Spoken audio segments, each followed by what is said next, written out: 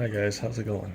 Today I'm going to be showing you my Bark River Thistle, or my Bark River Adventure Thistle, since it's part of the Adventure series. Um, I'm going to start with the most obvious thing about it, or the thing that was the most obvious to me, and that's the bevel here. Now that grind goes all the way to the edge, except for a little bit, maybe the tiniest bit of finishing right up there. It's just slightly, it almost looks, yeah, like slightly convex at the edge. Just barely though. But if you look at any other knife brand like Benchmade, Spyderco, even Olamic, and ZT, you're going to see that secondary bevel down there. And that does make for a stronger blade, and that's what made me worried about this knife. I'm like, oh man, it's really going to chip. It's going to fail. But it didn't. It stood up to my 3 days of abuse test perfectly fine. The first day I took it to work. Second day I used it for chores around the house. And Thursday I took it out into the woods and did more bushcraft type work with it. So what do I do at work? I'm a machinist, so I open up a lot of Elro boxes, which is very thick cardboard. It isn't corrugated. It's that thick laminated cardboard. Cutting a lot of zip ties, cutting a lot of plastic, stuff like that, trimming up the edge on some plastic parts. I don't use it to deburr metal with for obvious reasons, but it held up fine. Around the housework, cutting a little bit of wood. I had to shave some material off some 2x4s for a project I was working on. A lot of cutting plastic, clamshell plastic, stuff like that, and also cleaning up 3D printed models. And it worked great. Lots of corrugated cardboard, lots of tape, lots and lots of tape. And then for the outdoors part, some bushcrafting type work. Made feather sticks, did some carving, made tent stakes, trimmed twigs off branches, and I did some chopping, but nothing larger than an inch. I probably didn't even cut or chop anything that was an inch in diameter in total. And that's because I don't intend to use this knife for those purposes. Now, this is a great knife if you don't need it to do everything when you go outdoors. This is a great knife to accompany a hatchet, and that's what I do. I've never gone out in the woods. I've never gone camping or anything like that. I shouldn't say I've never gone in the woods, but I've never gone in the woods for any length of time without an axe or a hatchet, so I don't need this to be a chopper. And I don't need to use it as a hammer. So I didn't do any batoning with it. I don't need it to split wood. I didn't use it to chop down any larger trees. I use a hatchet or an axe for that. Even if I have to bring my little tiny mini axe, which is probably only about as long as this knife. But it has a little pull on the back, and then it has a little blade, and it's just some cheapie that I use when I just need something light to take out there with me. If I'm not going to be out there long, I don't need to bust out the Grand Force Brooks every time I go out into the woods for a few hours, but to mess around at least. So yeah, I use a hatchet, which I throw in my bag, and then I have a belt knife, and this works perfect for that. Not only that, but these things are a great value as far as bark. I got Grand Force Brook stuck in my head. Bark River knives go. So I want you to go online right after this video and try to find a 5.5. This is actually over 5.5 inch blade for less than $250. That's a Bark River. Now, unless you get it third party, you get one used or something like that, I'm not talking about that. Find one from like one of the big box stores. It doesn't need to be MSRP, but something you can find every day.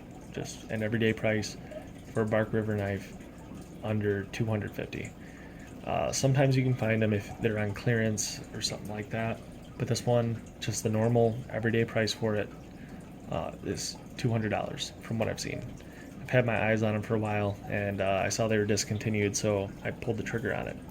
And obviously they didn't make that many because I bought one from remaining stock on Knife Center, which is the last place I could find them, and it still came as a first production run. So for whatever reason, people aren't buying these, and I think it's because of the thinner blade. Most of the time when people think of a bushcrafting knife, they think a nice thick meaty blade on there so you can do some chopping with it, but this will do everything you need it to. I mean, I've really pounded on this thing and there are no chips in that little fine edge at all, none whatsoever. That's why A2 is such an underrated steel in my opinion. Like, it's not gonna hold an edge as long as some of the super steels or be as stainless as some of the super stainless steels out there, but it's going to do you just fine. It's an extremely tough steel, and it's perfect for, like, it's just hard enough that it's not too hard to put an edge on, but hard enough that it has great edge retention. It's the perfect in between, in my opinion.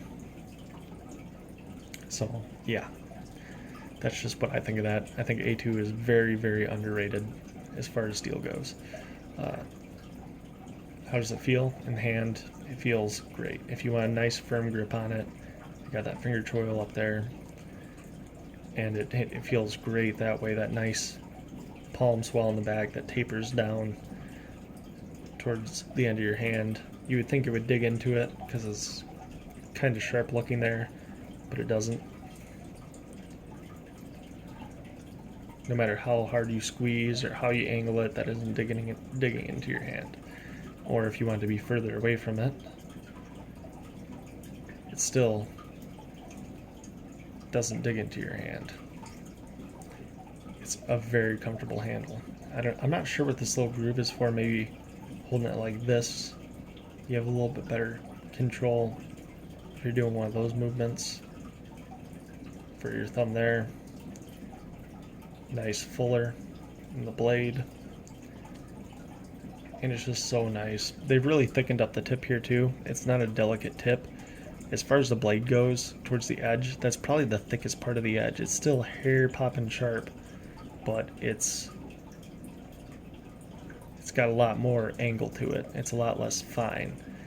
It's actually a lot more fine of a blade back here than it is up here, and that's because they didn't want you to snap the tip off of it. And if you watch their video, they actually address why they did that. So they purposely strengthened the tip on this thing, which is nice.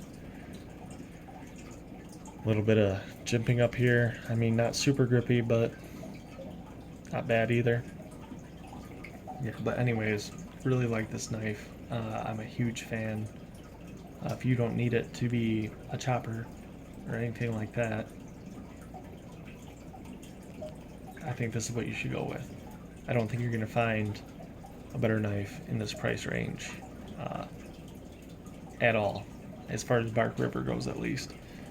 Lanyard hold back here, pins, full metal tang, or full tang, not full metal tang, full tang, but it is full metal as well. Nice thick blade up here,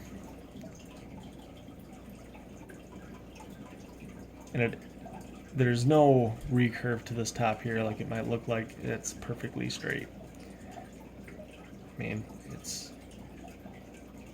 might be hard to believe, but I promise you it's true. Here, I'll even take some calipers, which are perfectly straight, and I'll show you. No recurve whatsoever. It's just an optical illusion. But yep, a decent belly for processing meat.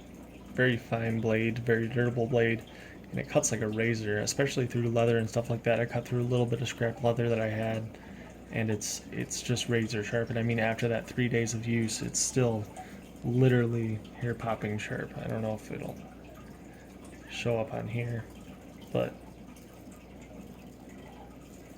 you can still shave with it after some pretty heavy use, especially today with the other four I took out, which, gotta say, Para is still my favorite.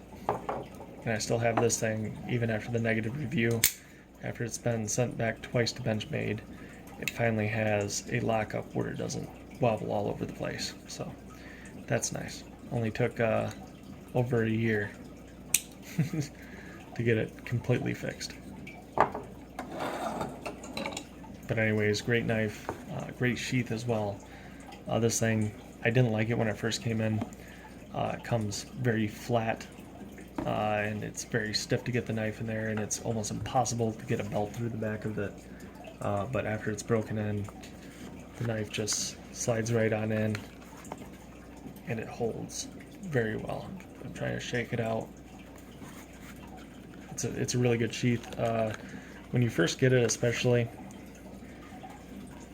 this edge up here really wants to, and I still get some issue with it, catch on that leather. You kind of got to work that in, but after the sheath is broken in, it's a non-issue. I'm trying to break it in to hold right there so I can still have some purchase to grab it out. Some people like push theirs like way in as far as it can go, and that's not what I'm trying to do. But it will hold it better that way, but still. I want to be able to actually pull mine out because the handle for this blade of knife is actually kind of small as well. If you didn't notice, but at least in my opinion. But it's enough handle. I don't feel like I need more. Even held way back here, it still fills my whole hand. Still fills my whole hand. And if you grab up here on the choil, more than enough sticks out the back. So plenty of handle. Great for carving. Great control. Great balance on it. The balance point is somewhere around there. But yeah, it's so good that I actually ordered another one. I have one more coming to go into the collection. This one's probably going to be my daily user. This is the one I'm going to use and abuse. And I have one actually going into the display case to keep as more of a heirloom item, I suppose. Because I don't know if this one's going to make it with how much I plan on using it. So anyways, thanks for watching. I highly suggest you pick one up from eBay or wherever you can find one, Amazon, wherever they happen to pop up. If you can find them for $200 new or less, it's a great knife, and it's a great deal for a Bark River at that price. I mean, if you look at a Bushcraft or a Fox River Magnum or anything like that, you're going to be paying quite a bit more money. And yeah, so that's pretty much it. Even a normal Fox River, which I think is an inferior steel, it's a CPM 154, which I would put below A2 personally. Yeah, it's not as good of a knife in my opinion. So pick one up if you find one. Have a great day. Bye.